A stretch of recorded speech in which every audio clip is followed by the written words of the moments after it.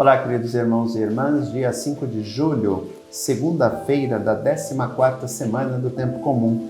O evangelho que nos é proposto para reflexão no dia de hoje é o capítulo 9 de Mateus, versículos do 18 ao 26.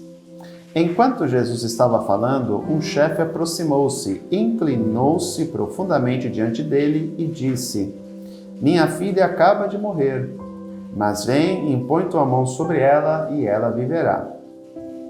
Jesus levantou-se e o seguiu, junto com os seus discípulos. Nisto, uma mulher que sofria de hemorragia há 12 anos veio por trás dele e tocou a barra do seu manto. Ela pensava consigo: se eu conseguir ao menos tocar no manto dele, ficarei curada. Jesus voltou-se e, ao vê-la, disse: "Coragem, filha, a tua fé te salvou." E a mulher ficou curada a partir daquele instante. Chegando à casa do chefe, Jesus viu os tocadores de flauta e a multidão alvoroçada e disse: "Retirai-vos, porque a menina não morreu, mas está dormindo." E começaram a caçoar dele. Quando a multidão foi afastada, Jesus entrou, tomou a menina pela mão e ela se levantou. Essa notícia espalhou-se por toda aquela região.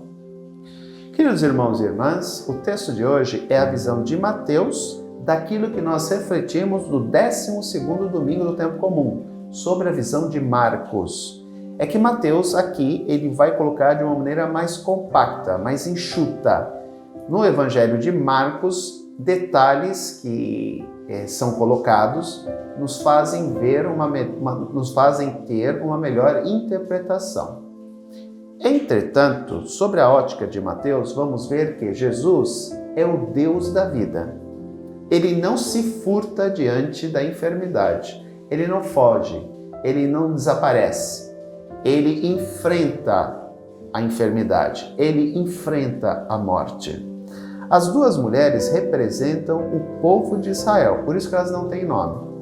Quando nós temos personagens que não possuem nome, eles representam ou algum discípulo, ou o povo hebreu, ou os próprios cristãos.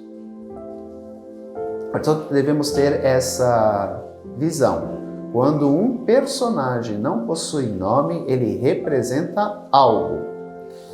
As duas meninas representam o povo de Israel, tanto que na visão de Marcos, ele vai dizer que a mulher vivia com essa hemorragia durante 12 anos e a filha de Jairo, que é o homem que pede para que Jesus ressuscite sua filha, possuía 12 anos. Ora, o número 12 representa justamente as 12 tribos de Israel, portanto, o povo hebreu.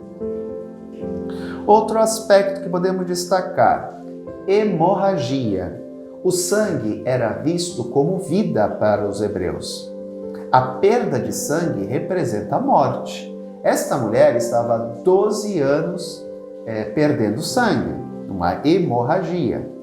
Ela era considerada impura, portanto, ela não poderia tocar em nada ou em alguém, porque ela tornaria impuro aquilo que ela tocasse. Ela toca no Senhor na esperança, na sua fé de que ela será curada.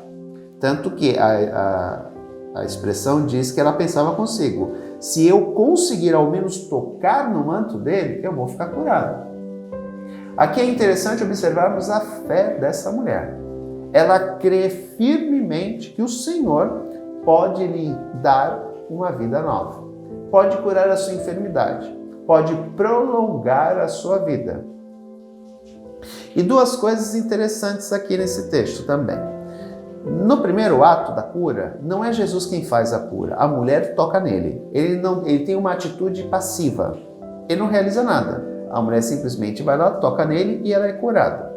Com relação à filha do dirigente da sinagoga, que Marcos denomina como Jairo, é Jesus quem toma a atitude. É ele que vai até a casa, é ele que toca na menina e a levanta. O ato de levantar quer dizer o ato de ressuscitar. Portanto, o que Marcos, Lucas e Mateus querem colocar é que Jesus é o autor da vida, Ele é o Senhor da vida, Ele é o Deus da vida. Que diante da enfermidade, Ele não se esconde. Ele vai ao encontro daquele que tem uma enfermidade, daquele que corre perigo de morte, porque Ele veio para que todos tenham vida e vida em abundância. E uma última coisa que eu gostaria de destacar nesse texto também, numa compreensão teológica. Jesus, ele pega a morte, que era a grande inimiga do gênero humano. Lembremos que a morte entra na humanidade incentivada pelo mal a partir do pecado original e do rompimento da primeira aliança entre Deus e os homens, preconizada na figura dos nossos primeiros pais e mães, simbolizados por Adão e Eva. Nós vemos que o Senhor, ele pega esta morte, que era a grande inimiga da humanidade, e faz com que ela se torne passaporte para a vida eterna.